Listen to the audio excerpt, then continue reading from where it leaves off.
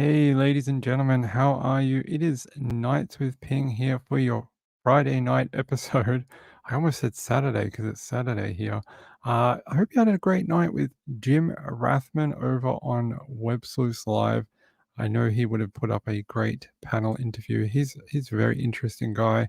I enjoyed listening to his point of view on crimes and his experiences with different cases. Very achieved man and has many more things to do in this world, I think. How is everyone in the chat? Danny was here. This chat celebrity. Diane is here too. She says she's second. Second to what exactly? Who else is here? Sean. Hey, Sean. Hey, buddy. Good to see you. Gambler is here too. Gambler is not at the shops tonight because we're on late. Marilyn Landis. Hello, my friend. Good to see you. DJ made it. Husago made it. Wooz also is here. And I think the rest will probably come in as we get going. Marlene, hey Marlene, and Laura T. Yep, another Maria. Good to see you. So if you didn't hear last night, I did tell everyone we would not be on at 9 tonight due to the Jim Rathman interview at 9:30. Trish gave me much notice. She gave me over a week to know if I didn't want to go or go later. So she gave me, don't blame her. It's not her fault. Yeah, she gave me plenty of notice. How is everyone? Actually, we've had some very sad news overnight. I didn't watch Trisha's show because I've been getting ready for this show, but I don't know if she's mentioned this. She probably did, but I'm sure you've all seen it anyway. Donnell Taylor found dead overnight. I was up last night about 2 a.m. Australian time, and I watched the press conference from Columbus Police. It seems like his body was found in a drainage ditch, and they found the mother walking around a store in a nightie. There's something there. I think we'll find out more once she gets into court and we get some court documents released, but what a horrible end to looking for that little boy.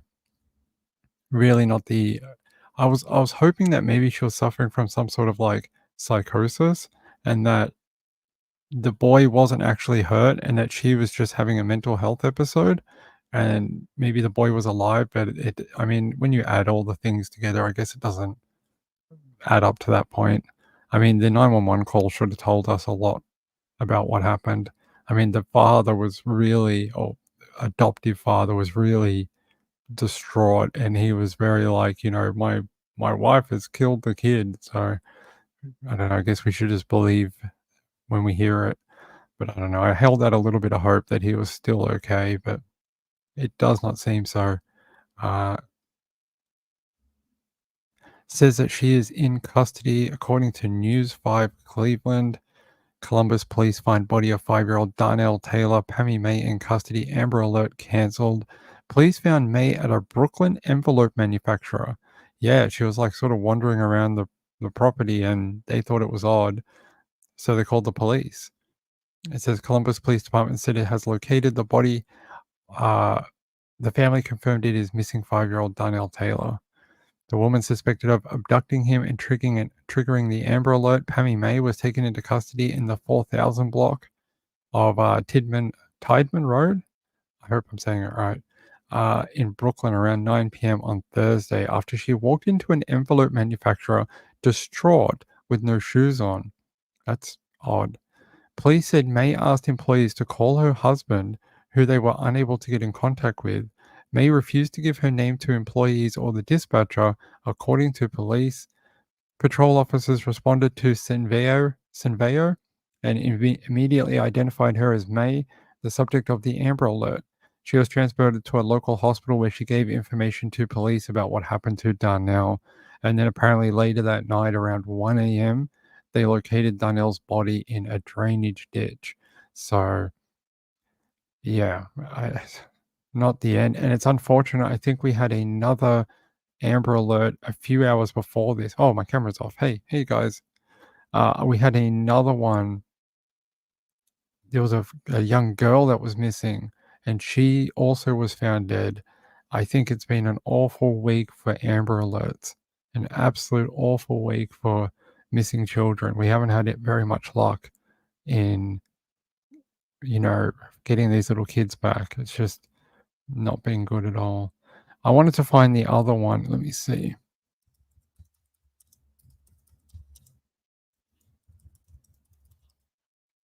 Let me see if I can find it.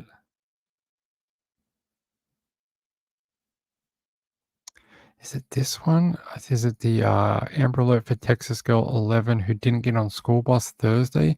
Audrey Cunningham? I can't remember if it's this one. Well, there's a few. We've had a really big week of Amber Alerts. There's this one too. Audrey Cunningham. It says Polk County Sheriff's Office in Texas provided details about the missing girl Audrey Cunningham in a press release early Friday morning. No, this can't be the right one. This is a new one. We'll talk about this in a minute. I was looking for the one that was resolved yesterday, but if someone knows the name of the little girl that was found dead yesterday before Darnell was, I would appreciate that. Yep, another reader says, as she's in hospital, that will document psychosis. Very sad. Yeah, we'll find out more. She'll go through the court system and we'll find out a bit more about why this happened. Marylander says, I heard she had depression and bipolar.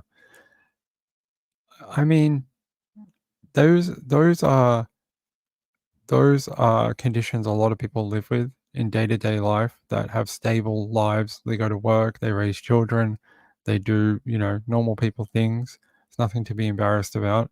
It's unfortunate when those conditions overtake someone's life and, results like this happen. It's awful. Any updates on Lena?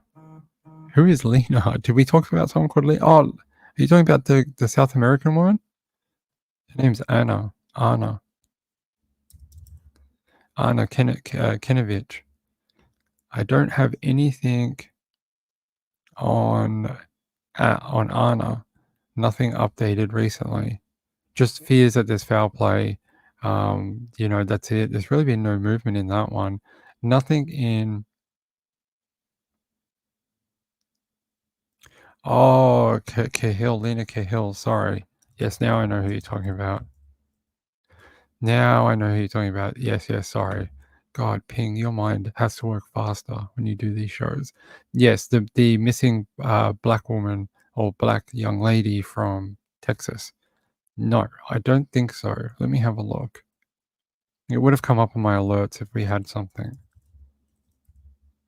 I'll check Crime Online because they were covering it. Let me just have a quick look on their website. Because if she was found, it would be on here because they were putting up the article the last couple of days. I don't see anything. It would be on the Amber Alert too, actually. Amber. Let's check the Amber Alert site. Amber. Not that. All right. Uh-huh. She's 12 years old. She was a 12-year-old girl, right? Yes. Amber Alert. Let's go to National Center for Missing and Exploited Children. Huh. That's interesting. Her name has been removed from the Amber Alert. But there's no update. Her story's also gone from Crime Online too, so something maybe happened? I gotta try and find her full name. Hold on, missing.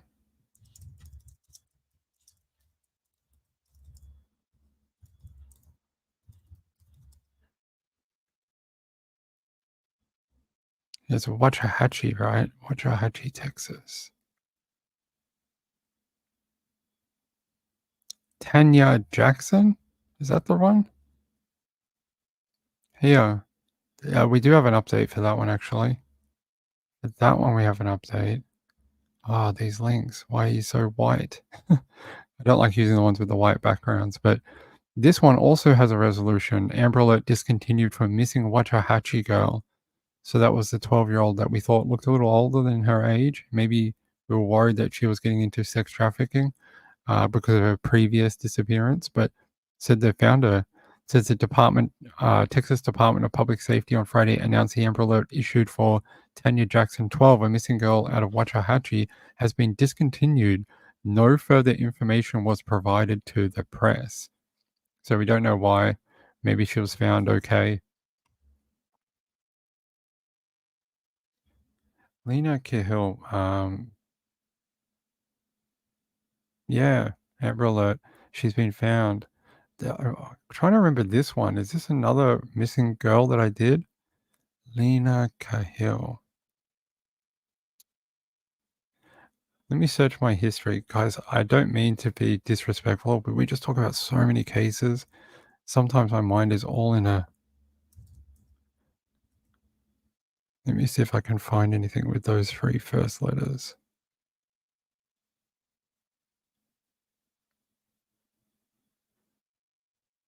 It's not coming up in my search results. That's weird. What about Lena? Let me see. Nothing's coming up in my search results. Either we're spelling it incorrectly and we're not getting the right spelling. If I see it, I'll bring it up. That's all I can say. But at least this one's been resolved. Darnell unfortunately had a bad ending. And now we've got a new girl, Audrey Cunningham. It's been a crazy week for this. Audrey Cunningham. There we go. Missing since February 15th. That's 2 days or a day ago for you guys. She's from Livingston, Texas. She's aged 11. It's weird. That seems to be a real popular age range for missing little kids, like around 11 to 12-ish. Sex female. Yeah, she's a girl. Race white, blonde hair, blue eyes, 4'1", 75 pounds. It says the Polk County Sheriff's Office is searching for Audrey Cunningham. Yeah, we know. I just read out that. Last seen wearing a black hoodie with white lettering, camo backpack, black pants, and a black high-top tennis shoes. Victim was last seen. Victim? Okay. Victim was last seen at 7 a.m. on the 15th of the 2nd, 2024 at the 100 block of Lakeside Drive, Livingston, Texas. Law enforcement officials believe this child to be in grave or immediate danger. If you have any information regarding this abduction, call the Polk County Sheriff's Office at 936-327-6810. Audrey Cunningham. Let me see what else I can find about this girl. Click to Houston has a story on it. Never made it to school. That's so scary. Didn't we see in this area a couple of weeks ago a man that tried to abduct a girl from the side of the road while she was walking to school? I swear to God we did. Let's see what this. It just ends with empty hands so far. And I want my baby returned. New at 10, the mother of missing 11-year-old Audrey Cunningham speaking out for the first time tonight, praying for the safe return of her daughter. It's been 40 hours since anyone has seen 11-year-old Audrey Cunningham. She is at the center of an Amber Alert out of Polk County after never boarding her school bus yesterday morning. Good evening and thank you for joining us. I'm Keith Garvin. And I'm Candace Burns. Daniela Guzman is off tonight. KPRC2's Bryce Newberry has been with investigators at Lake Livingston this evening as they're zeroing in on persons of interest in her disappearance. Bryce? The search for Audrey Cunningham is on pause for the night. Investigators spent several hours at Lake Livingston today following leads as we learned a specialized FBI team is now involved. And tonight, for the first time, Audrey's mother talked to our cameras, sharing an emotional plea to bring her daughter home. There's not words for it. There's not one feeling you feel. It's a roller coaster. The roller coaster of emotion started Thursday night for Cassie Matthews. Her 11-year-old daughter, Audrey Cunningham, didn't return home after school, never even made it on the bus that morning. This is the stuff that you see on TV and you wonder, you can only imagine what the family and the parents are going through. Last seen near her home around 7 a.m. Thursday. Investigators say family reported her missing around 5:30 p.m. Livingston ISD tells us they let Cunningham's family know she wasn't in class. Friday, the search brought investigators to Lake Livingston, where they used boats, drones, and dogs. This is a location of interest. We are bringing in divers as well. Again, this is all an effort to uncover additional leads. The Texas Rangers, along with Polk and San Jacinto County Sheriff's offices, now getting help from the FBI, including a specialized child abduction rapid deployment team. Those teams, according to the FBI, have a proven track record in crimes against children investigations, especially cases where a child has been abducted by someone other than a family member. Is it the belief that she was abducted?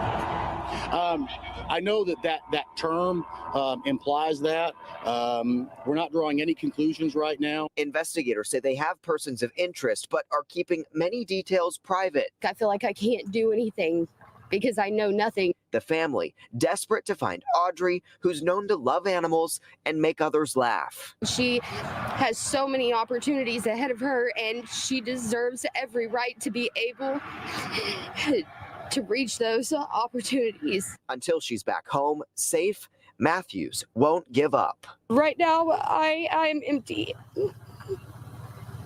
And I'm not gonna be the same unless my baby is returned to me. Investigators tell us they have other locations of interest as well, but we don't know where those are. We know that they do plan to be back here at Lake Livingston tomorrow morning, and any tips should be called in to the Polk County Sheriff's Office. In Cold Spring, I'm Bryce Newberry. Man, you see her mom on the TV, just I can't. How do you make that woman feel comfortable right now? You can't. The only thing she wants is for her daughter to come home. It's awful. We see too many of these cases, and that one's really scary. The fact she was supposed to go to school and then never made it on the bus. Where is she? Is this a stranger danger type situation that someone has abducted her? It's really awful. And if that is the case, we need to find a better way to get these monsters out of our communities across the world, not just in America, everywhere. It happens everywhere. Australia, England, Europe, America, Asia, happens everywhere. People prey on little kids, and we've got to do more. We've got to find ways to do more to protect them. So people wanted to ask about Lena Cahill. I'll show you the latest on that. Sorry, I remember we spoke about her the other day. She's Afghani, right? So it says SAPD says tip on missing San Antonio girl Lena is not credible. Apparently they were searching a tip for her remains, and they're now saying that tip is not credible. They're saying the San Antonio Police Department said the tip they received on missing San Antonio girl Lena Cahill, I'm saying it's Cahill, but it could be Kill, isn't credible. Officials have been searching a wooded area for the past 2 days after receiving a tip to look into a space on the northwest side. They're now saying that tip is no longer credible. I guess because they have searched it and there's nothing there. But other than that, no information. But it does sound like they're treating it more as a like a recovery operation. Doesn't sound like they're looking for someone who's alive, which is awful. Another little kid gone. But I'll keep an eye on this for you. I will. But this one out of Texas is concerning. How does a girl not make it onto a bus? How is that possible? Like, I don't think this is a situation of a little girl playing hooky from school. At least I don't think so. Hold on.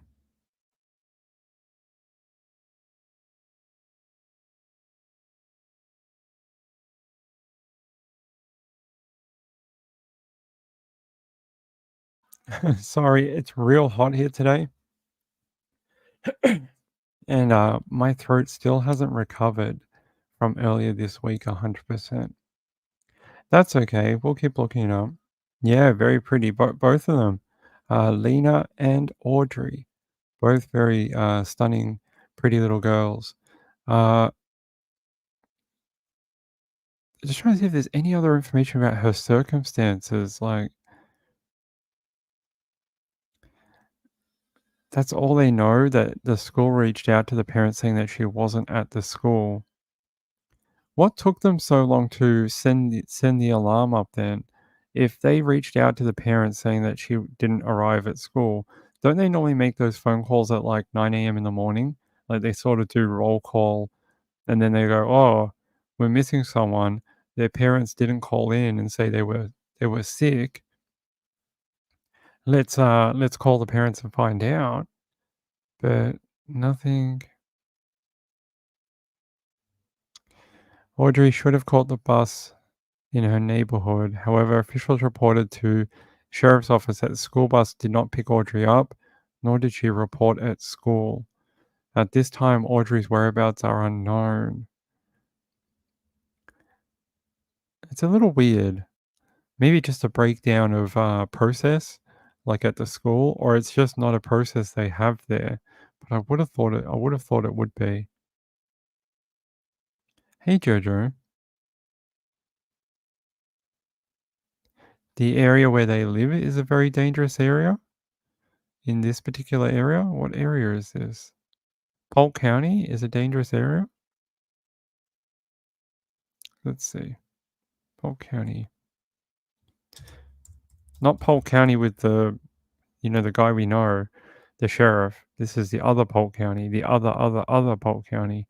Polk County, Texas. So where is it? It is...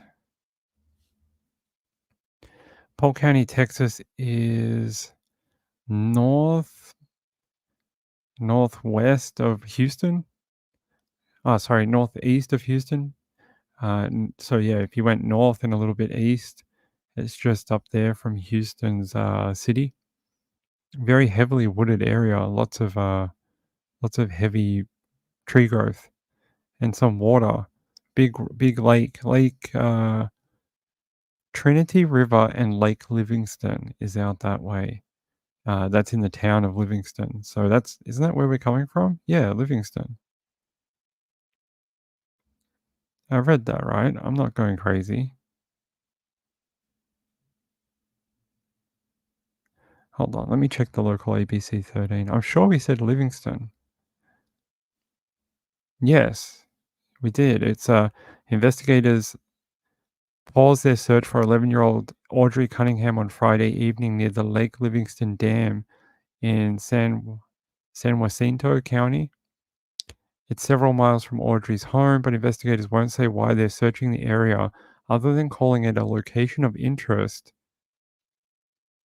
They're saying it's one of several locations they said they searched on Friday. I'm being told that they have possibly found her backpack in the area, but no signs of her. That's according to her mother, Cassie Matthews. Audrey was last seen at around 7 a.m. Thursday on Lakeside Drive, not far from the home she shares with her father. Neighbors say they usually see her walking to the bus stop with a dog, but that doesn't appear to have happened on Thursday. She was allegedly dropped off at her bus stop, and later we came to learn that she never made it to the bus stop. I never made it to the bus. How does that work? Investigators say they won't say who Audrey was last seen with, saying it would compromise their investigation, but they say they have multiple persons of interest. There's additional information out there. We're just not releasing it. That's what the investigators are using to follow up on. Sounds like they sort of know what happened, right? They sort of have an idea already what's going on. There's something weird here. The fact that the police are so certain already and they have like a strong sense of what happened, it's very interesting. Normally they're not that sure this quick in an investigation. Here's a photo of her. Let me just see if I can find anything on these people that she was seen with. All right, let me see if I can find any more about that.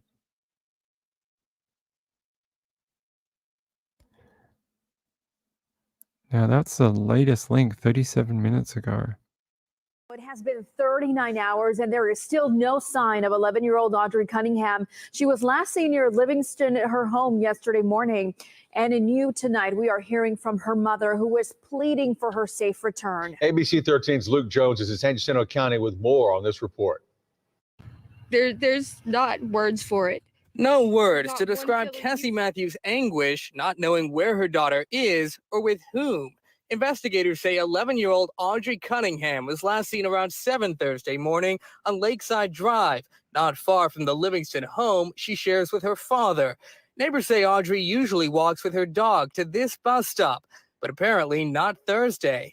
She was allegedly dropped off at her bus stop. And later on, Do you hear the mum's wording? She's like, she was allegedly dropped off. Why would she use that wording? It's, I don't know. I think we might see a quick resolution to this one. Not like, I mean, I think we might see someone arrested fairly quickly for this. If she is hurt. I hope she's alive, but if not, then we might see a quick one on this, which would be good for the family. But yeah, right? She said allegedly. She was allegedly dropped off. Like, I picked up on that when she said it. And I was like, why wouldn't you just say she was dropped off? Yeah, and then the police are saying that they won't say who she was last seen with and who she was seen with at the bus stop. So, I don't know. I didn't show the ongoing search location. I showed a little bit of the Lake Livingston. Why, is there a better video of the search? You can show it. You can send it to me. I don't want to use your real name, but Moonlight View. You can PM it to me on Twitter if you want. I mean, I can search if it's on Twitter, I'll find it. But I just wanted to catch up on the latest. This was like 37 minutes ago. Hold on. Let me grab her name. There.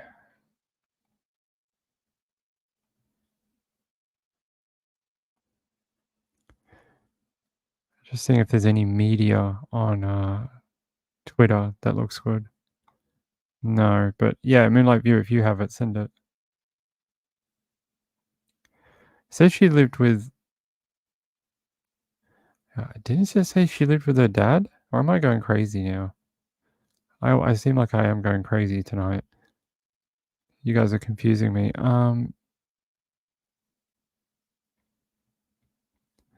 Let me go back to that link I was on. And it says the release said Audrey was last seen near her residence about 7 a.m. local time on Thursday in the 100 block of Lakeside Drive in Livingston, Texas. Audrey should have caught the bus at her neighborhood bus stop. However, officials reported, yeah, but who does she live with?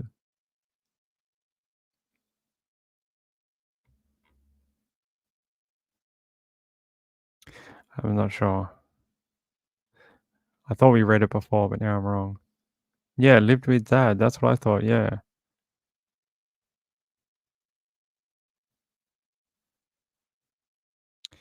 So they share custody of some sort. There's some sort of a custody arrangement. That's not very nice. Are you saying that that lady looks like Trish? Oh, I think Trish looks lovely. You know, so does that lady. Let's not compare women. That's a bad game to play. It's a real bad game. I've learned, if there's one thing I've learned in my life, it's that you don't compare women against each other, and that if you're ever asked any question about any sort of like, do I look like X, Y, and Z? Does she look like me? Blah, blah, blah. You just feign that you only speak Spanish and look at the floor. Don't answer. No answers. Never any answers. The only acceptable answer is, you look beautiful. You look great in that. And that's it.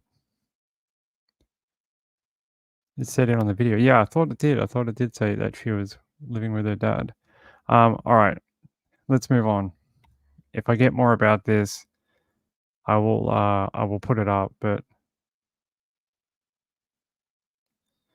oh, actually, someone just sent me this. Hold on. They're sending me this. What is this? Area around Lake Livingston Dam, location of interest in search for Audrey Cunningham, girl at center of Amber Alert. Isn't this what we just watched though? Hold on, let me skim through it. I'm pretty sure this is like what we just watched. Ah, okay, I see. They want me to show you this. How long is it? Oh, it's only 2 minutes. All right, fine. We can watch this one and then we're going to move on. Are you aware if a notification was ever sent to a parent that Audrey never made it to school yesterday? That would be a question for the school district. Did the school notify parents 11-year-old Audrey Cunningham did not make it to school? This is the question we're asking law enforcement tonight. Livingston ISD said yes, they did send out a notification when Cunningham did not make it to school. KPRC2's Rowan Balogan is live in San Jacinto County, where investigators just wrapped up a news conference. Rowan.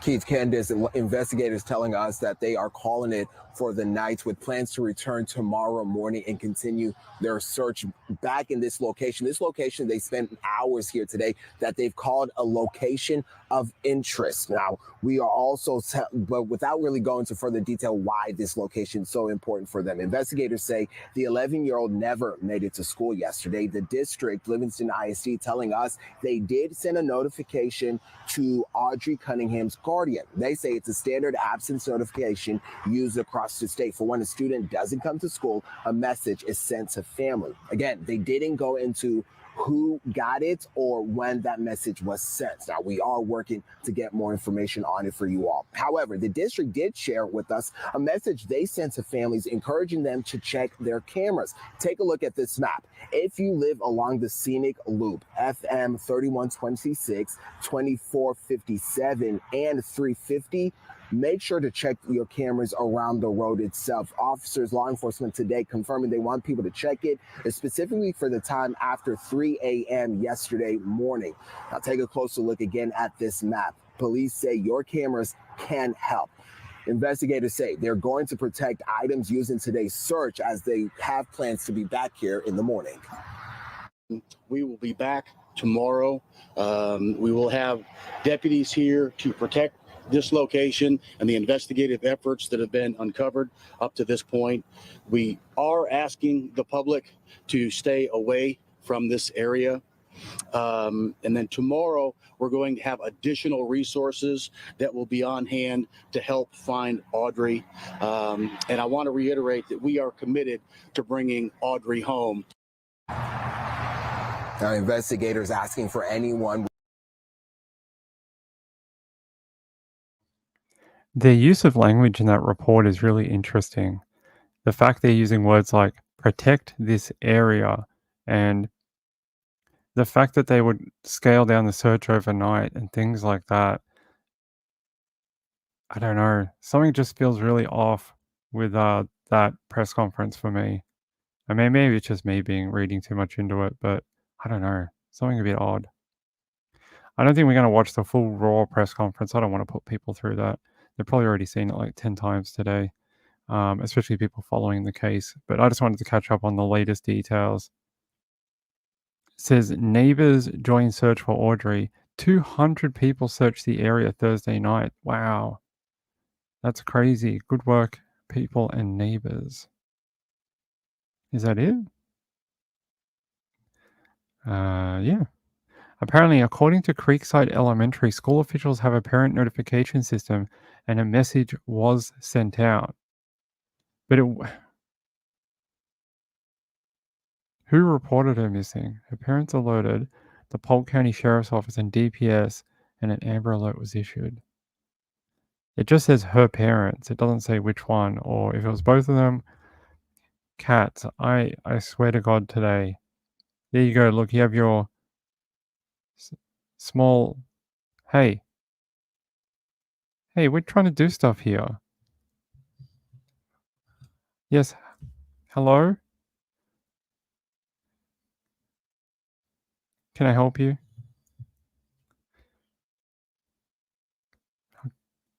Look at this. I can't even do a show in peace. Hi, what can I do for you? Do you want to be interviewed? Good boy, it just says there. These cats are going crazy. Muffin. Stop. You right?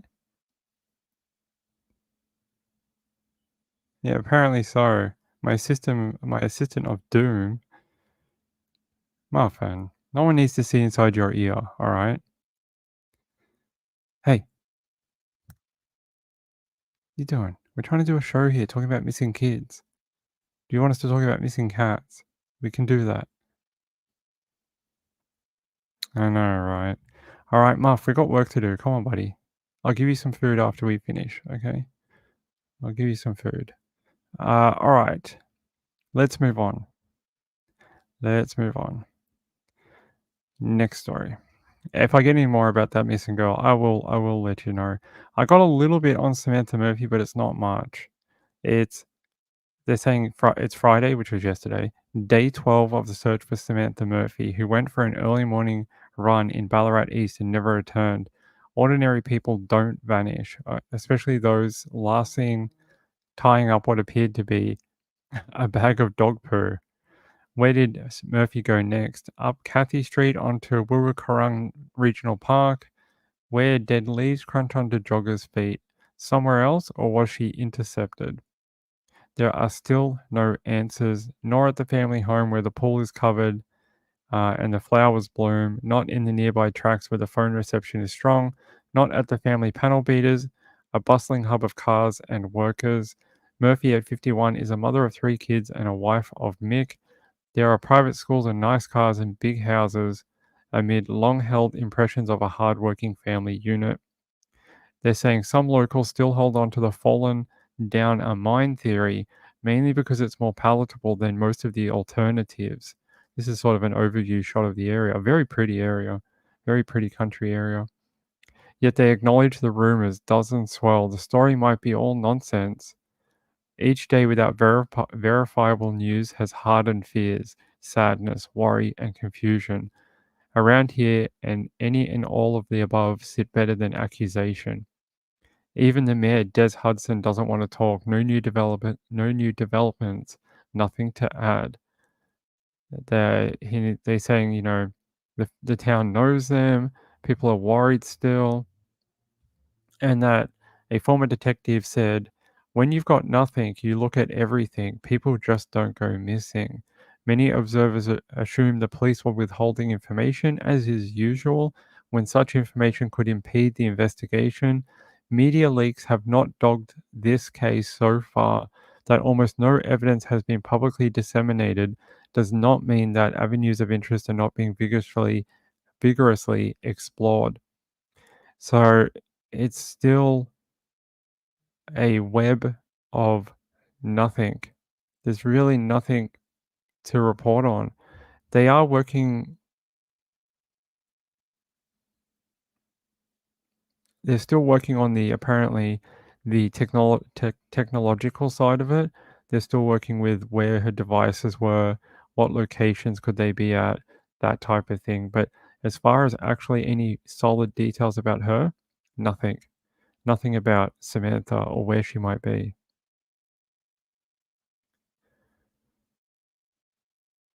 Yeah, Gambler, it definitely sounds like they're being very closely guarded about something about Audrey's case. And that's I mean, it could be as simple as that's the way cops operate, or that's the way that particular police department operates, or it could be something else. But we'll find out. I bet you within the next 24 hours, we will know so much more about Audrey. We will know a lot more. Hopefully it's a good news and she gets to go home. Hey, can you please not do that? Mr. Cat, sit down. We're trying to do a show, okay? We're trying to do a show. This is why the cats need to stay in the other room. Come on. It's not a cat show. This is not the puppy bowl. Okay, let's move on. So really no news on Samantha Murphy. I'm sorry about that. I really wish I had more about her, but I just don't. I have nothing. As soon as we do, as soon as I have a moment of brand new information, I will bring it to you. So this is all I'm going to say.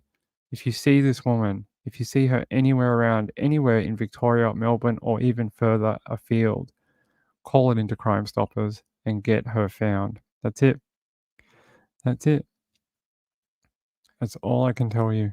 Get her found, get her home, or just make sure she's all right. If she doesn't want to go back to her family or something, that happens. But make sure she gets home. Like, make sure it gets confirmed that she's alive and well. All right. Do we have anything on Anna? There's a little bit on Anna, but it's really not much. It's basically a little bit of rehashing as well. It says the same thing. Her friends are saying she wouldn't go to meet a man in the street and say that she was going to go away. Friend of missing Florida woman don't believe text saying she met someone wonderful before disappearing came from her. And I think we came to that conclusion the other day that those text messages just don't seem like a woman in a foreign country.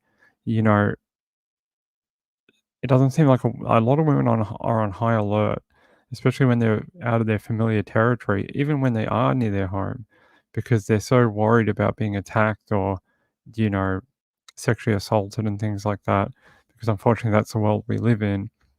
That I can't see a 40-year-old newly divorced woman who's going through a tough divorce period, just meeting up with some random Spanish dude and being like, yes, whisk me away to your castle in the countryside for 2 days. I just don't see that being a realistic thing. Whoever wrote that message obviously doesn't understand anything and just tried to make an excuse, but that's it. No new information on her either.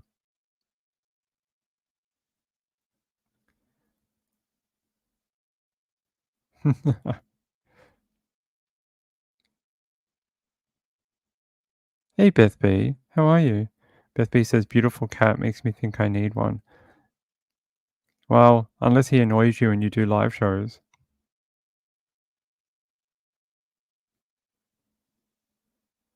They are marking Ping and the technology as their property. Yeah, he just smooches everything. He just thinks everything needs to be smooched. You are welcome. I hope you're feeling a little bit better today, this account. I hope you are. Sean says, con men are conniving or convincing or both. Yes. Hey, sir, this is a keyboard. You cannot use it as a pillow. This show is going to hell. Stop, buddy. Hey, don't bite. Don't bite. He's biting me now. Because he wants the keyboard.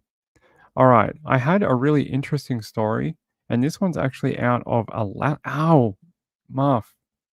Stop biting. All right, guys. Sorry. We can't keep doing this. Hold on.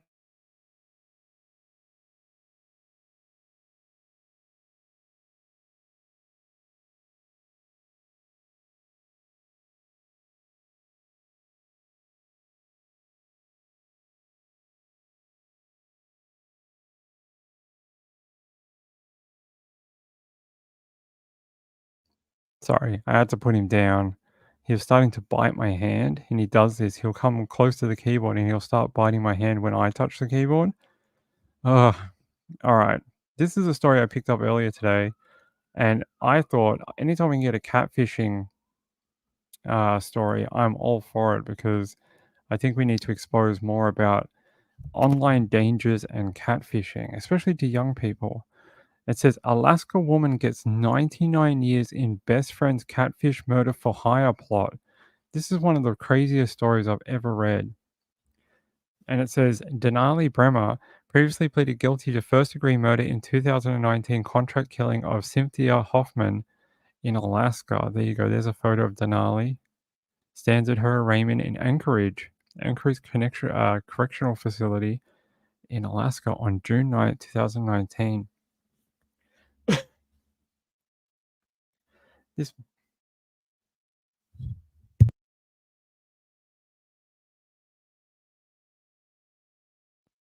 show is just falling apart tonight.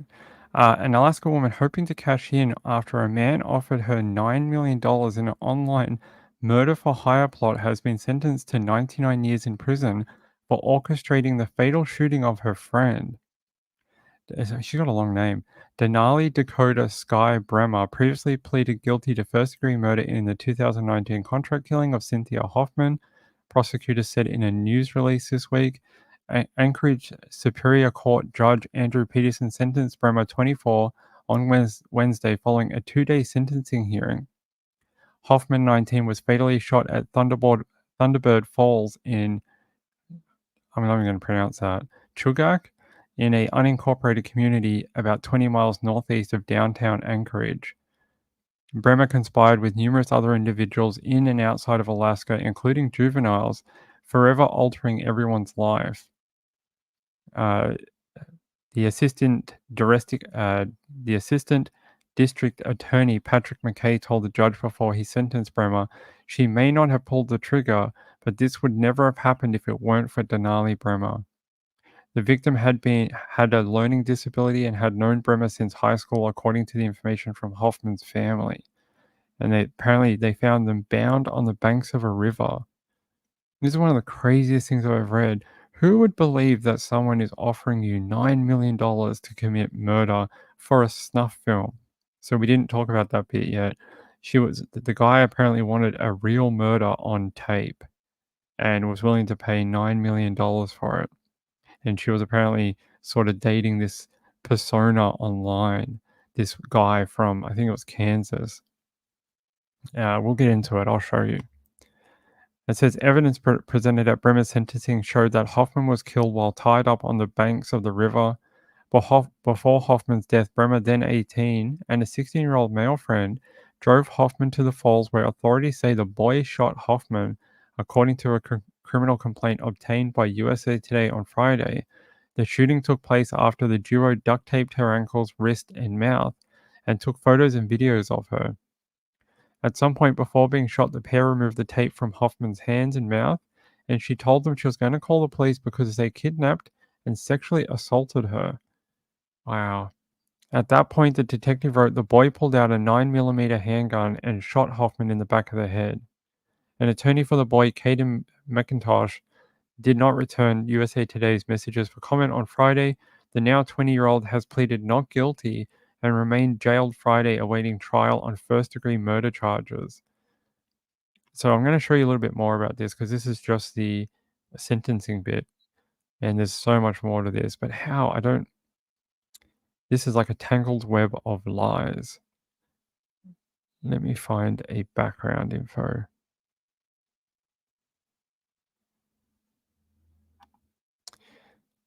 Is it this one?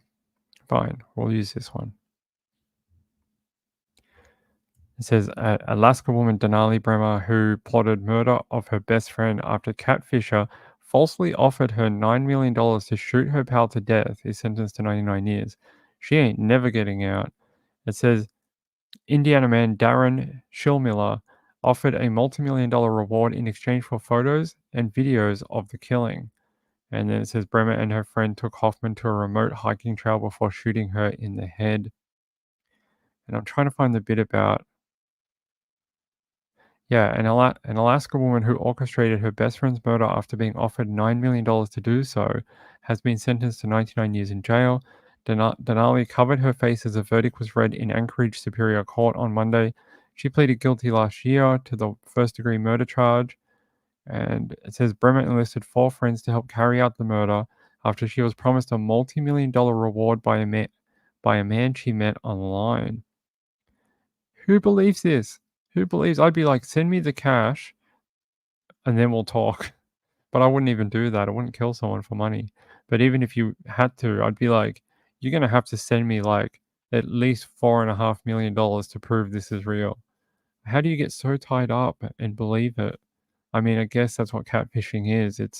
It's manipulation of your emotions and your mental state. According to court documents, Bremer, then 18, met a man online whom she believed to be a Kansas millionaire named Tyler. The man offered her at least $9 million to indiscriminately kill someone in exchange for photos and videos of the murder. How could you do that? However, she was being catfished, according to the indictment. In reality, the man was 25-year-old Darren Schillmiller of Indiana. Bremer only realized she'd been deceived after her arrest. Here's a photo of the guy. Apparently he faked being a millionaire called Tyler and offered her $9 million to carry out the killing. This guy is a sick individual, and I hope he gets 1,000,000 years in jail, in like the worst jail in the country. Like, what kind of piece of crap do you have to be to even enact a plan like this? Even if you thought it was a joke, even if you thought it was just funny. Oh, I'm just telling this girl to go kill someone for $9 million and it's all just a bit of fun, a bit of frat house fun. Look what happened. Look what happened. I don't believe so, though. I believe this was a real, he just wanted to try force someone to do something for his own power and control. It says the group chose Hoffman, a developmentally delayed woman. Hey, this is not the place to clean yourself. These cats, man. It says Hoffman's family said she met Bremer when they were both students at Service High School and described her as her best friend. How awful. Can't be much of a best friend if you're willing to do this to them. On June 2nd, 2019, Bremer and McIntosh borrowed Leyland's car and drove Hoffman to Thunderbird Falls for a supposed hike. Along the river, the duo bound Hoffman's hands and feet with duct tape before McIntosh fired one bullet into the back of her head. Her body was then dumped in the river. Officials said Bremer texted Hoffman's family to tell them they had dropped her off at a park. They burned the teen's purse and other items, including the gun. Leyland and McIntosh later confessed to their roles in the planning and carrying out of the murder. They told police they were each supposed to get a cut of Schulmiller's reward. The Indiana man later admitted to selecting Hoffman as the victim and telling Bremer to kill her, according to court documents. She deserves every year. They all do. They all deserve 99 years in jail. Never see the light of day again. This guy, Caden McIntosh, is the one who pulled the trigger. This little thing. This little guy. And here's the other person, Caleb Leyland, then 16, admitted to lending Bremer his car and helping plan the murder. Sentencing is scheduled for June 10th. I hope they throw the book at all of you. None of you deserve to see the light of day again. He described watching a video of Hoffman's last moments, calling it one of the most difficult pieces of evidence I've ever had to watch in this position. Despite her young age at the time of the murder, Peterson said Bremer knew what she was doing, and this was simply not a youthful indiscretion. I don't think anyone can call murder a youthful indiscretion, but okay. I agree. You can't just say that. The state originally requested a sentence of 99 years with none suspended and a worse offender finding. Bremer requested a sentence of 80 years with 20 years suspended. She was handed the 99-year prison term following a 3-day hearing. Good. You should get no discount for this. You silly enough to fall for this? You are silly enough to go spend the rest of your natural-born life in prison. For real.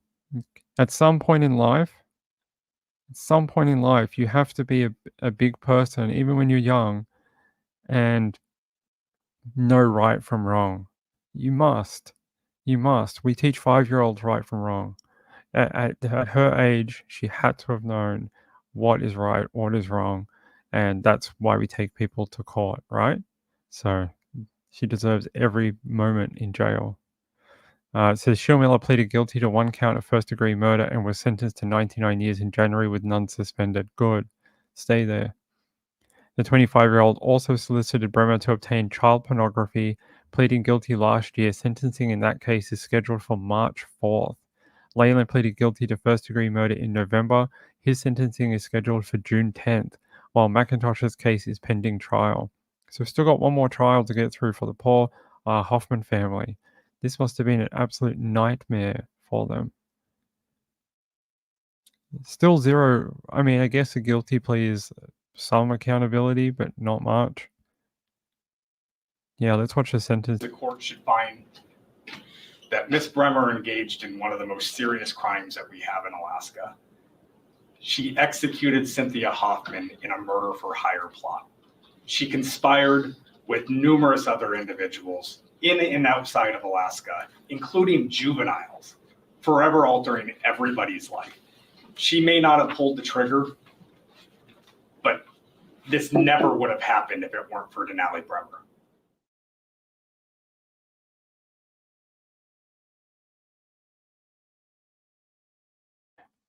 There you go. You heard what they said. This wouldn't have happened if it wasn't for Denali Bremer. It's right. Well, that guy Schumiller as well is also equally accountable and equally culpable.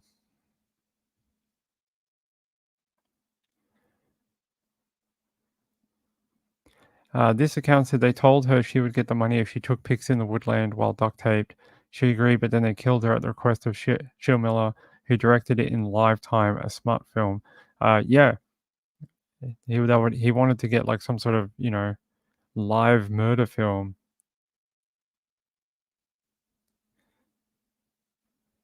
Oh, they exist. Who tells you they don't exist? There's 100% real life snuff films out there. 100%. The thing is, they don't normally come from America as such. A lot of them come from other countries. Things like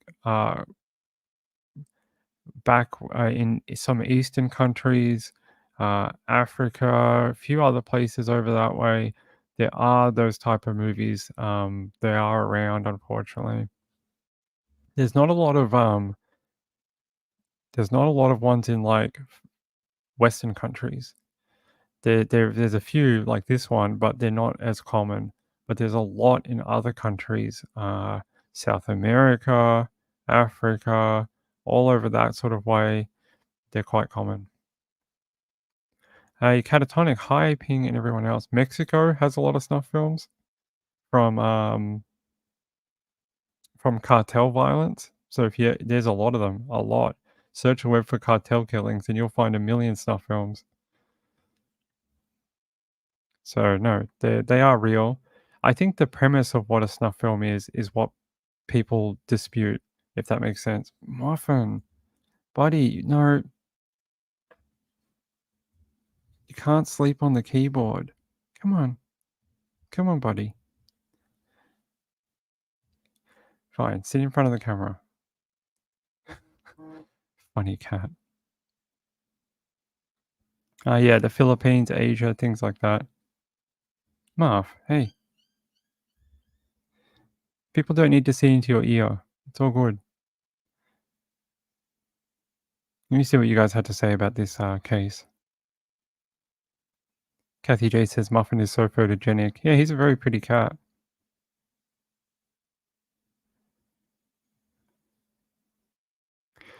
Lux says they're extra horrible for choosing someone developmentally delayed. I think that adds like a multiplier to like the charge, because people that have those type of issues, they need our protection and our help. They don't need our preying on them, if that makes sense. They don't need our, you know, making their lives worse. They need our help. We need to help people like that to the best of our ability if they're within our lives. And the fact that they chose to negatively impact her life by killing her, it's a aggravating factor to the murder for sure.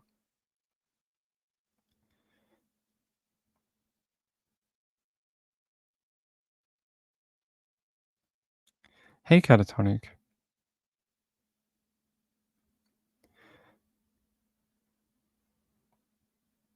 Yeah, I know. Him and Boo secretly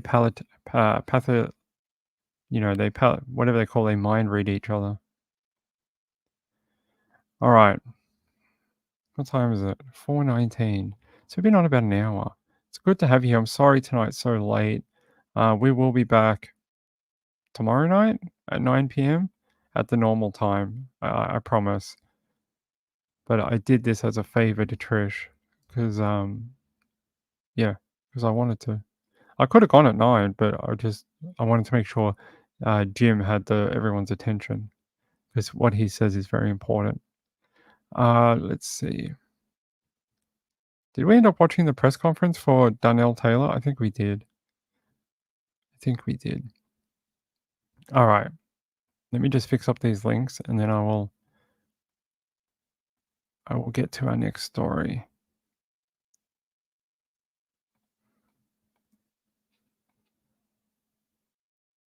That one? Yep.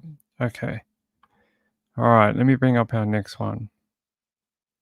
Oh, apparently there was 2 teens charged in connection with deadly shooting at Kansas City Chiefs celebration. Teens. They were teenagers. I know the other day they said they were juveniles, but far out, teens. Oh, actually, I have an update. I remember we spoke about the 12-year-old at the camp. Oh, I didn't see this. How come I didn't see this?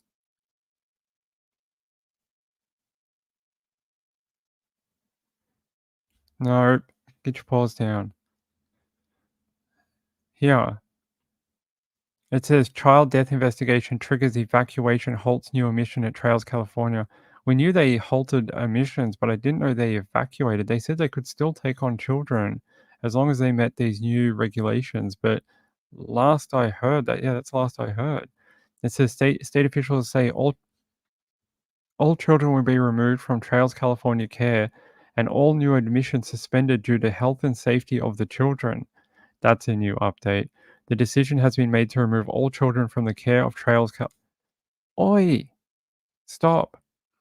The decision has been made to remove all children from the care of Trails Carolina and all new admissions are suspended.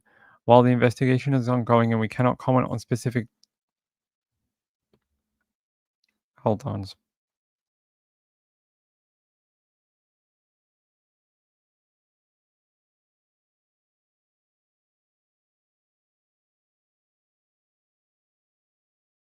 Sorry, he's being a brat today. He's being a brat.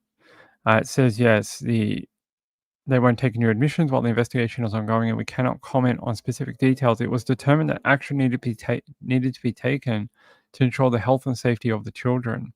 Here's a letter from the Department of Health and Human Services. Notice of suspension of admissions. Dear Mr. Whitworth, Trails California is licensed and operating as residential therapy camp for children and adolescents who have mental illness, developmental disabilities, or substance use disorders. They're saying that they violated the rules.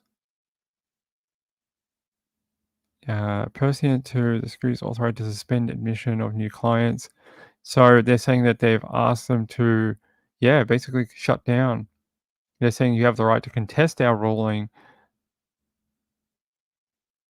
You have 20 days to file a petition to contest this letter and compliance, basically.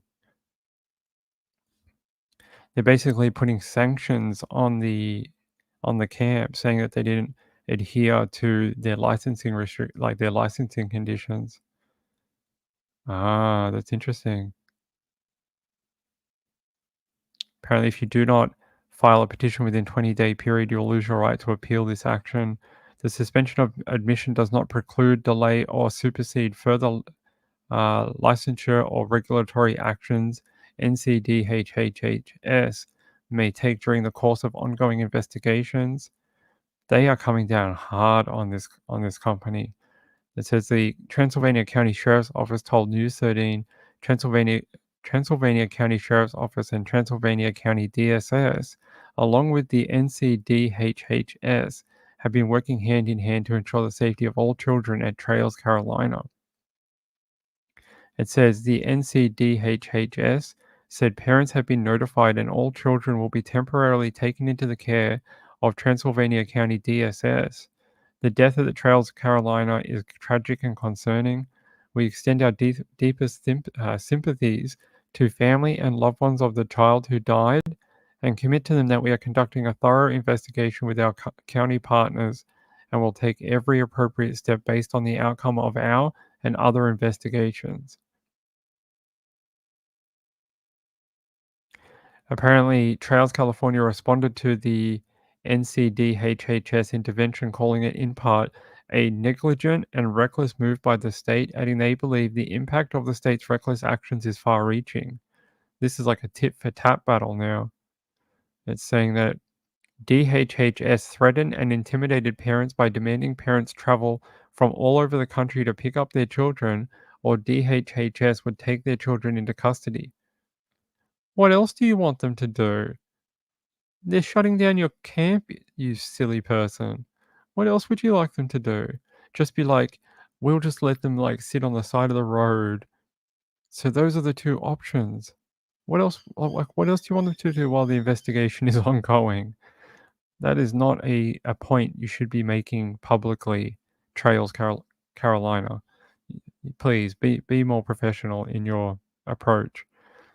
It says here, the children were receiving high-level clinical care for complex mental health diagnosis, requiring experienced professionals with full knowledge of critical medications and specialized treatment regimes.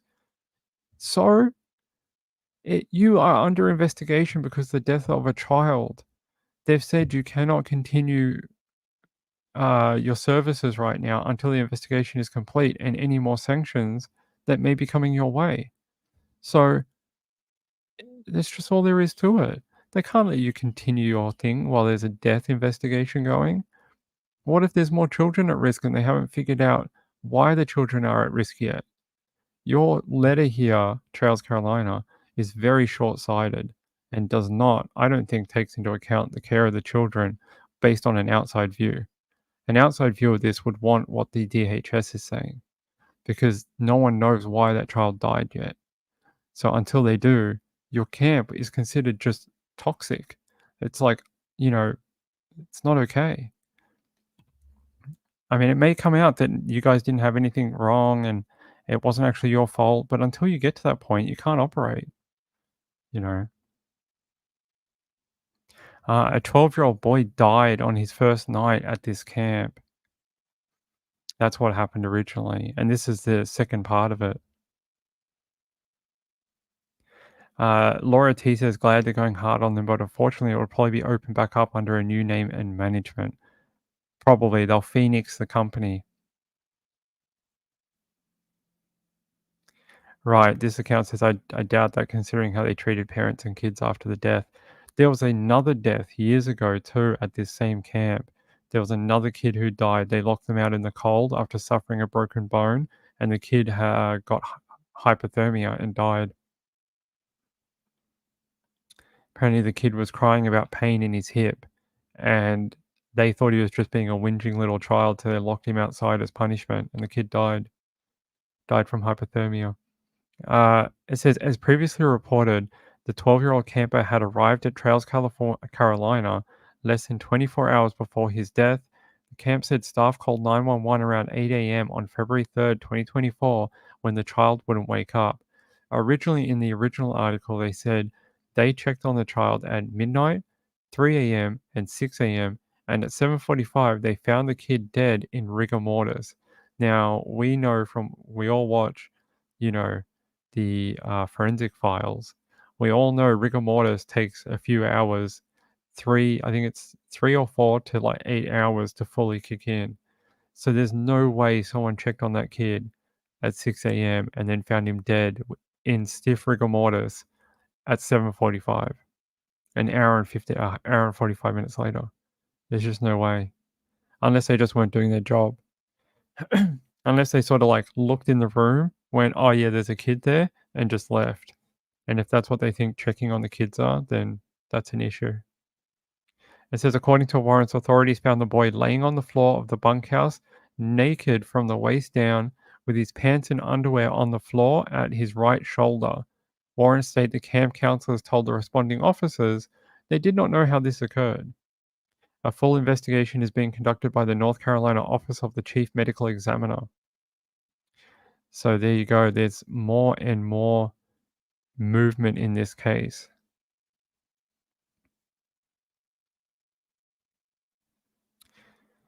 Apparently, according to Trails Carolina, parents believe the program is safe and do not want their children's treatment disrupted by the state, which has continued to make reckless decisions based on falsely misleading information from the Transylvania County Sheriff's Office. Local and experienced and knowledgeable DSS social workers on site have indicated in written reports and conversations with program staff that kids are safe, properly supervised, and at no risk of harm.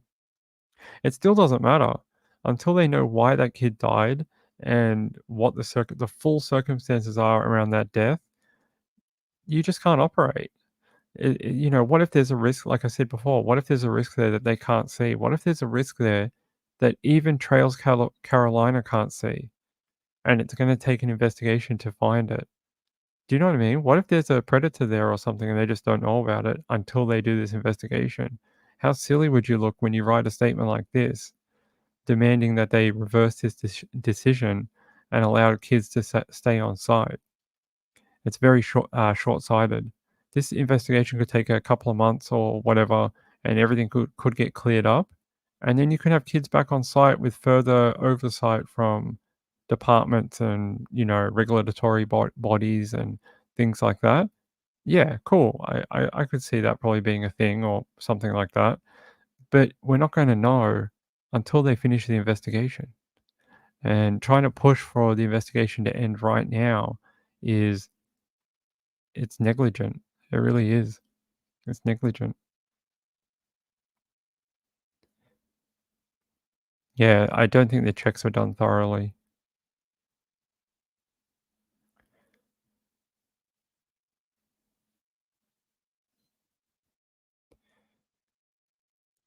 Marlon Costa said they don't want the kids they damaged the parents back.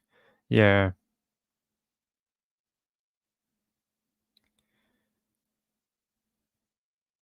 Yeah, we found out how much it was. It was like $700 a day, and there's an intake fee of like $5,000.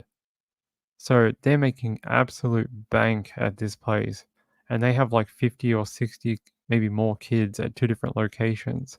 So they are absolutely making like so much money. This account said pants down. If it was an OD or detox, the screening is not good enough. Someone could have harmed him too. I think that's where some of the concern is. Why was his underwear and pants off, and why were they next to his shoulder? It's not like he kicked them off and they were down near his ankles or his feet. The medics and the police found them at his head, like at his shoulder height up here. And that's concerning. How did that happen? And why is there a little boy just sitting there with no pants on? So, that's where the concerns come from. And asking for them to reopen the program so early is, I think it's just. It seems to me like you're not doing it for the children. You're doing it so you don't lose money. It's not about the children. The children can go to other places. I'm sure there's other facilities that can take a few children each, just for the meantime until this investigation is complete. I'm sure there is. There's got to be. There's got to be another place for these kids where they can go just for, just until the investigation is complete, then decide what their future is, and then everyone's safe. Everyone knows what's going on. You've got to put the children first in the situation. What's the best thing for the kids? What's the safest they're going to be? That type of thing. So this is interesting, and it's heating up. I'm sure this is only going to get worse as we get closer to the investigation being released. I'm sure of it. Let's watch this little video so I can have a drink, okay? Good. This one. Hold on. Let me find you a better one. Let me find you one that's like 2 minutes so I can have a drink. Hold on.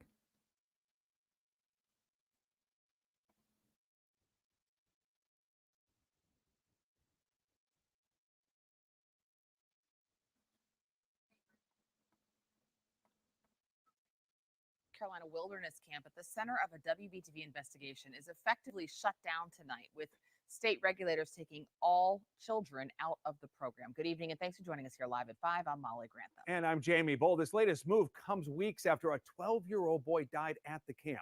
WBTV's chief investigative reporter Nick Oxner was first to break this news of today's action online at WBTV.com. He's here in studio now with what all this means. Nick. Yeah, Jamie, regulators with the NC Department of Health and Human Services announced this morning that all children were being taken from Trails Carolina. Today's action comes days after regulators said the camp couldn't accept any new participants. This letter sent from NCDHHS on Friday to the staff at Trails Carolina outlines why the state was taking kids from the camp, saying, quote, The character and degree of conditions at Trails Carolina are detrimental to the health or safety of the children in your care. A 12-year-old boy died at Trails Carolina on February 3rd. The latest state action comes as WBTV has been pressing for answers on why regulators failed to properly inspect that camp as required, and as former participants and staff have detailed their allegations of abuse and neglect. The 12-year-old boy's death is being investigated as manslaughter by the Transylvania County Sheriff's Office, and the children, still at Trails Carolina, were taken into the custody of the County Department of Social Services. Meg Applegate, an advocate for shutting down wilderness camps like Trails, said today's move was huge. My first thought was obviously, thank God that the children are no longer going to be in that kind of environment. But I'm also sad. I'm sad that it took 2 deaths over the span of 10 years to be able to reach that kind of decision. Now, a spokeswoman for Trails Carolina sent a lengthy statement late this afternoon claiming the parents of all 18 remaining kids at that camp wanted them to stay, and saying DSS social workers demanded parents come pick up their children. The statement said in part, quote, "This negligent and reckless move by the state denied parents the opportunity to continue to care for their children in the appropriate manner." Now, also this afternoon, I noticed online the Trails Carolina website also appears to have been taken down. Molly? Happy birthday.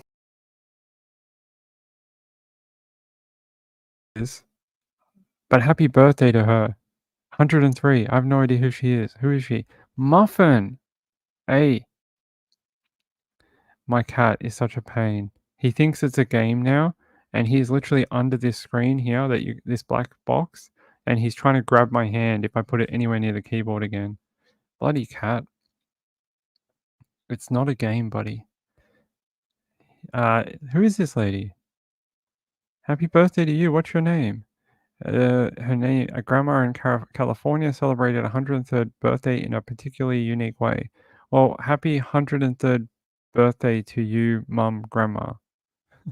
I don't know who she is, but let's see. Who is she? If she lives to 103, she deserves a shout out on this channel. Let's see, what's her name? Her name is Valentina Perez Baron. Muffin.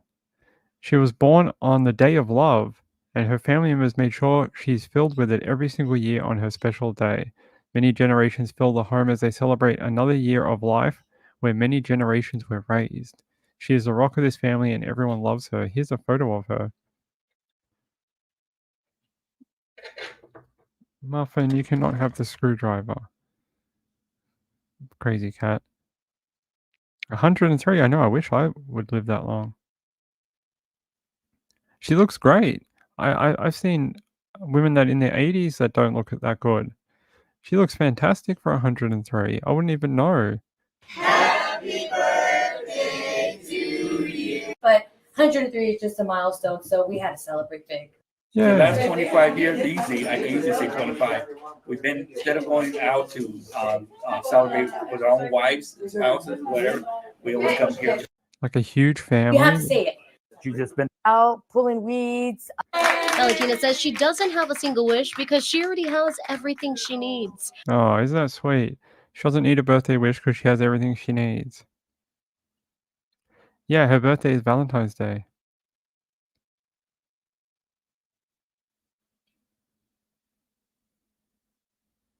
Oh, hey, Jennifer Nobles. Hey, how are you? She says, 4 to 5 kids tied to a wall with ropes, 44-year-old mom arrested. We can have a look. Hey!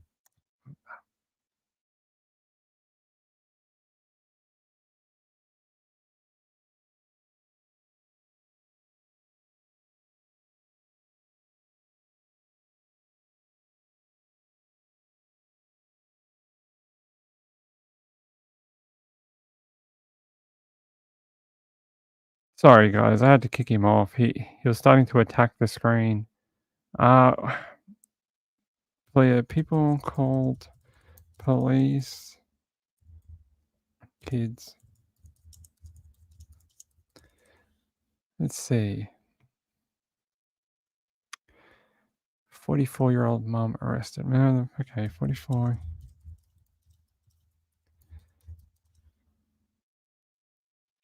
I see it. KCSO or KBAK KBFX Eyewitness New Bakersfield now.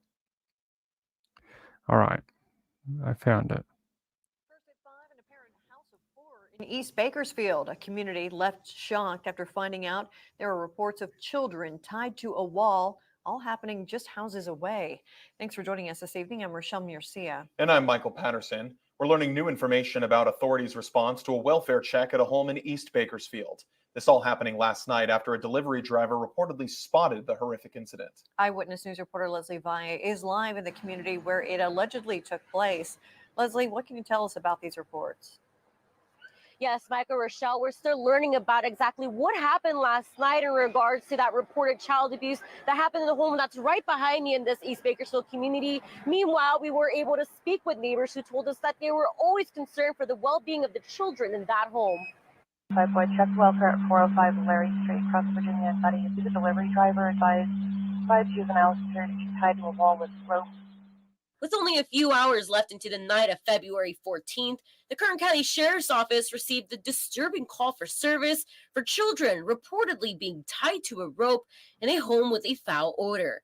KCSO cannot disclose the number of children and if they were found tied up in the home, but confirms children were taken to protective services.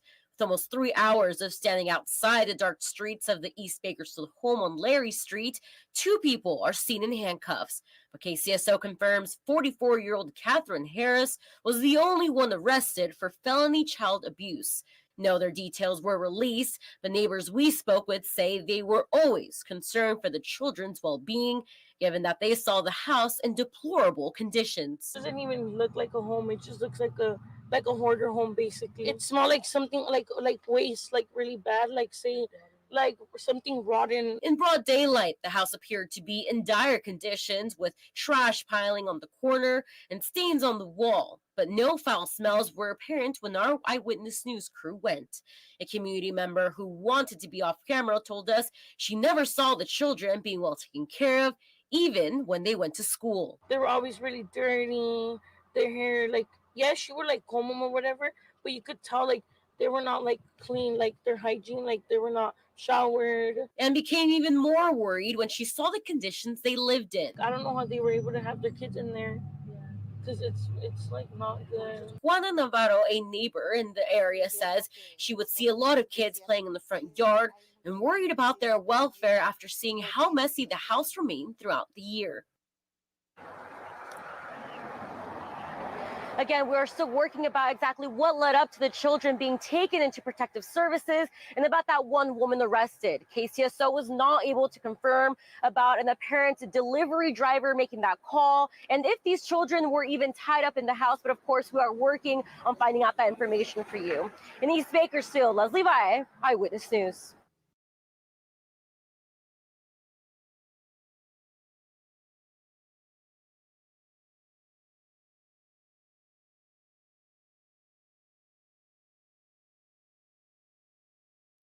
There we go. That's very disturbing. People said in the chat they saw it on a streamer last night, probably like Bakersfield Dad or whatever. I know he's up that way. I know there's a couple of others too that stream from Bakersfield, California. Pretty cool guys. I actually see. Is it Emily? Emily, me and Emily often run into each other in the Bakersfield chats. I can't remember. I know I run into some people from this chat in the Bakersfield live streams every so often. I know, right? Beautiful. Could have been like a model. There you go. There you go. Oh, you guys can't see her. There you go. Here's your local reporter. Cute girl. Cute girl. Let's see. Sheriff office said 44-year-old Catherine Harris was arrested for felony child abuse. So what happens to the kids?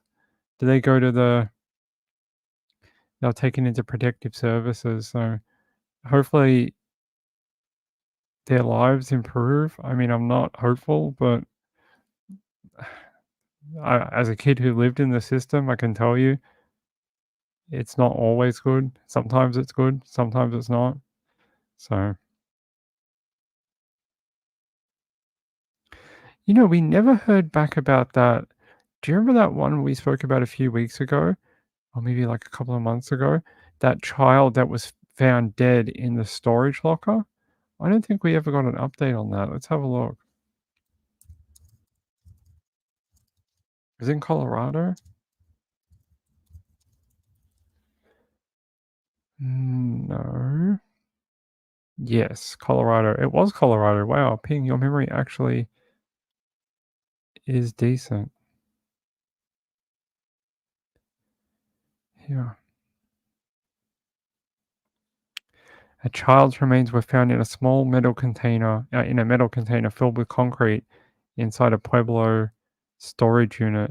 Pueblo police are searching for 2 children not seen since 2018. But I don't see anything new about this. 2 children not seen. Let's see. 2 children from Pueblo police.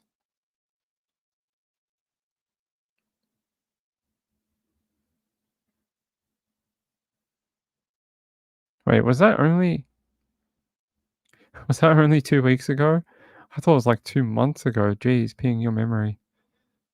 See, 1 minute it helps me and I remember the town it was in, and the next minute it tricks me by thinking that it was like months ago that we talked about this. It was only on February 1st, so it's not long enough really, I guess.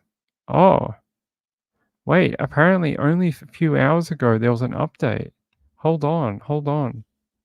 Breaking news. Yeah, breaking news, everyone. An arrest has been made and another suspect is still at large after 2 missing children were found dead. No, that's not the right one. Oh, we'll do this one anyway. Oh, no, it is. Isn't that the right one? Yeah, it is. No, I'm right. And yeah, breaking news. An arrest has been made and another suspect is still at large after 2 missing children were found dead. So the 2 children they were looking for. All right, let's go back. They found a child that was dead inside a storage locker. It was encased in concrete in a container. Then the police came out and they said they were looking for 2 other children that hadn't been seen since 2018. Now, tonight, they're saying an arrest has been made and another suspect is still at large after the 2 missing children were found dead, according to the Pueblo Police Department. On Wednesday, January 20th, shortly after 8:30 a.m., the police responded to King Storage on West 6th Street near Midtown for suspicious activity. Officers found a metal container filled with concrete that looked suspicious.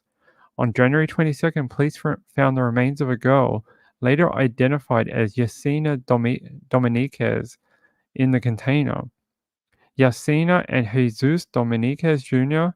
went missing in the summer of 2018. Yasina was 3 years old at the time. Jesus was 5 years old at the time.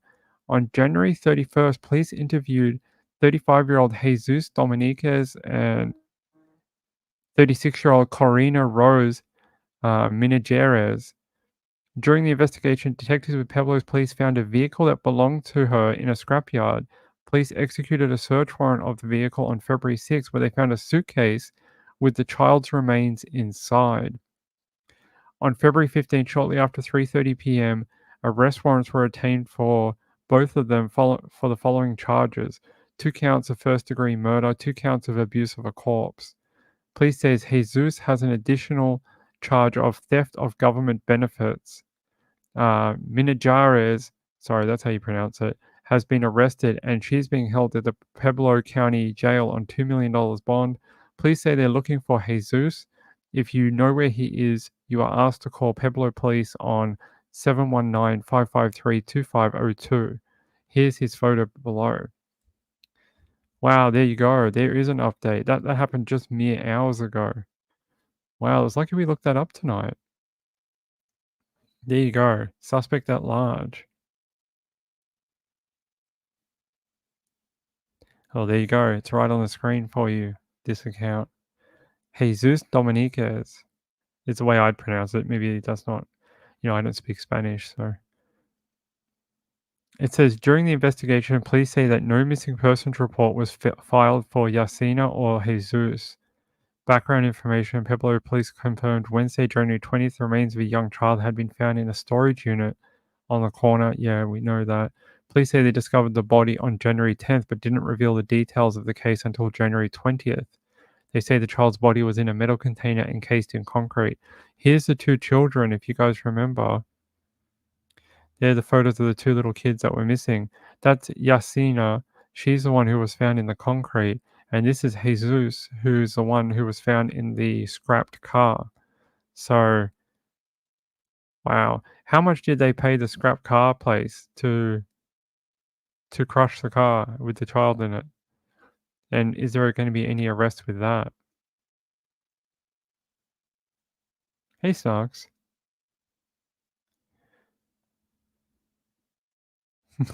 That's all right. You can get excited. Dominguez? Ah, Dominguez. There we go. Thank you. My Spanish sucks. There you go. Dominguez. So you just, yeah, gotcha. Thank you. Learning English words with Ping. That should be my new stream. Learning how to actually speak. Learning how to pronounce things with Ping, only on Nights with Ping. Yeah, we're about to wrap up. It is. So we basically had a normal show and an up late show all at once. Oh, thank you, Starks. SF Investigate seems to have an update. You sure?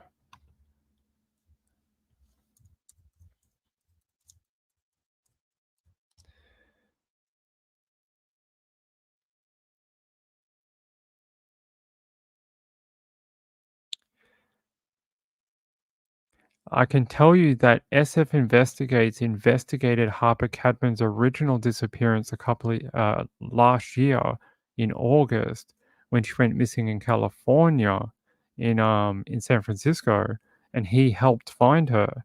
But I didn't know he was involved at all in this one that happened when she's in Colorado. I'm gonna have a quick look. Hold on.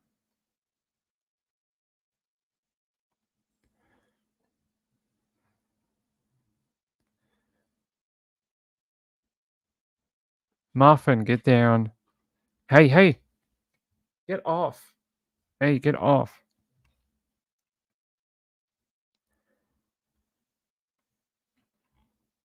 I don't see anything from SF Investigates for recent. I'm trying to find you the old one. Hold on. Because he looked at her when she went missing like a long time ago. Well, not long time ago, last year. I'm just trying to find his tweet from, that period. Let me see if I can find it. There we go. Here.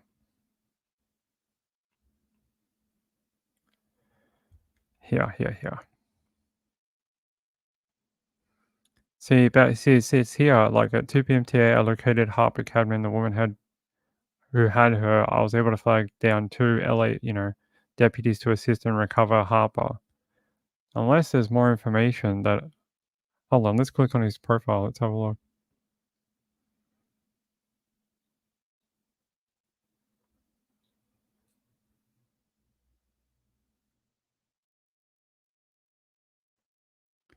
Let's see. That was Kayla Montgomery.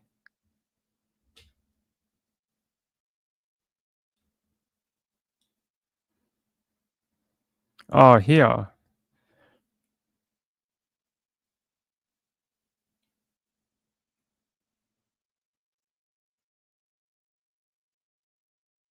Is that her? Is that what they're saying? Is this Harper? Is this the right one here? She is home in safe hands. I think you appreciate it.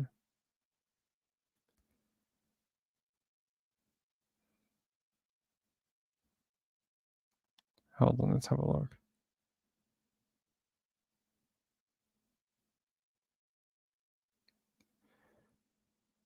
Oh, it is her. Sorry, they're just not using her name. I'm not sure why, if that's for privacy reasons or... Well, sorry, I can't show that one. She was lured off an airplane in Denver, has sent a text to a friend saying she is being choked and beat if she doesn't give in to the guy's sexual advances.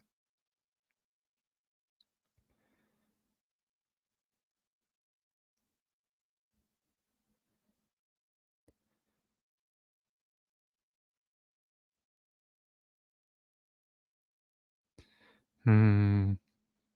I think there's more that I don't know what happened there, but there's more to that investigation. There is way more to that investigation. That's really sad. If that's true, if someone did really lure her off a plane and was sexually assaulting her, then I hope Denver police get their act together and freaking do some arrests, because according to SF Investigate, there was no arrests made. Despite no assistance from Denver police or their RONI division, they were able to get her back to the airport and get her on a flight. How did she get into someone's home? Like, how did someone lure her off a plane?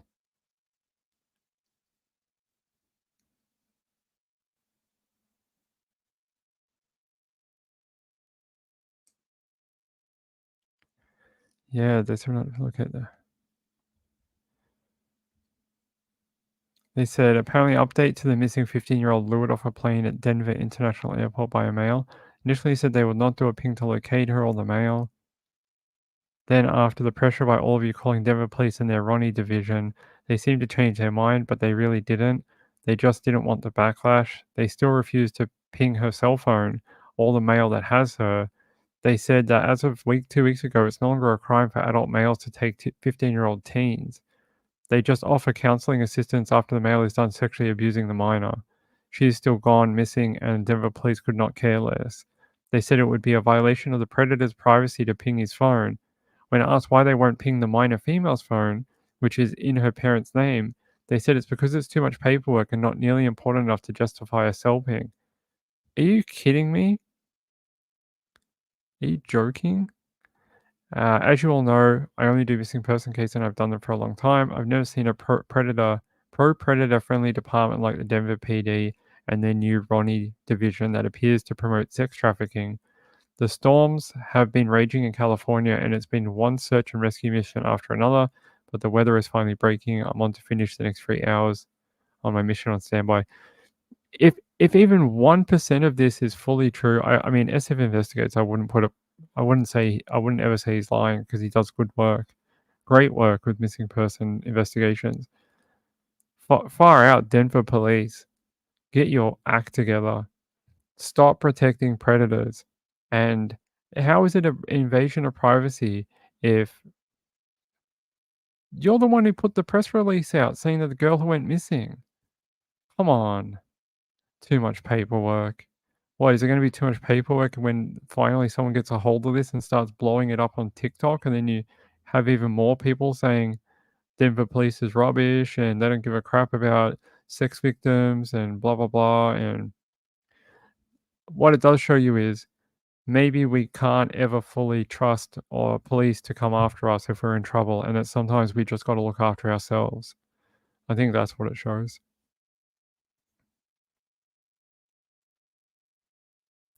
There's no public statement either. Yeah, it's weird that he wouldn't use her name, and he did last time.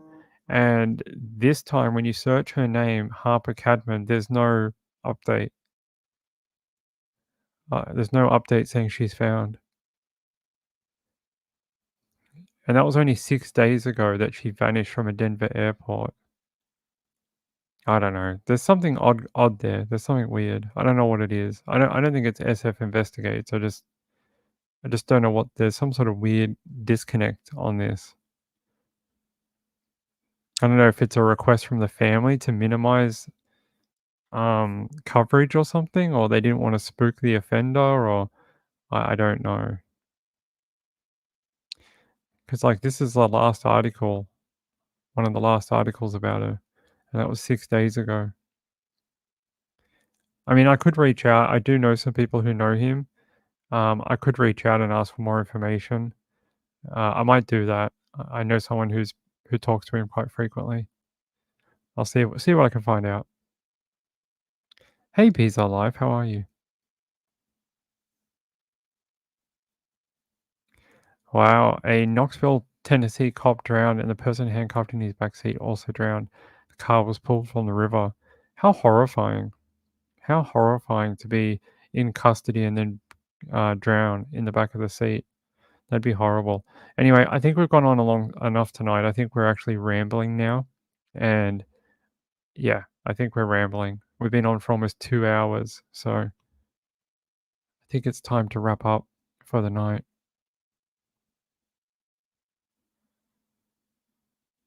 Yeah, I think that might be something of what it was. I didn't want to spook her or the offender. I'm not sure which one. And they just tried to tamper it down once they knew where she was. Yeah, I think it could be possibly something like that. But I will reach out for more information. Like I said, I do know someone who speaks to him quite frequently.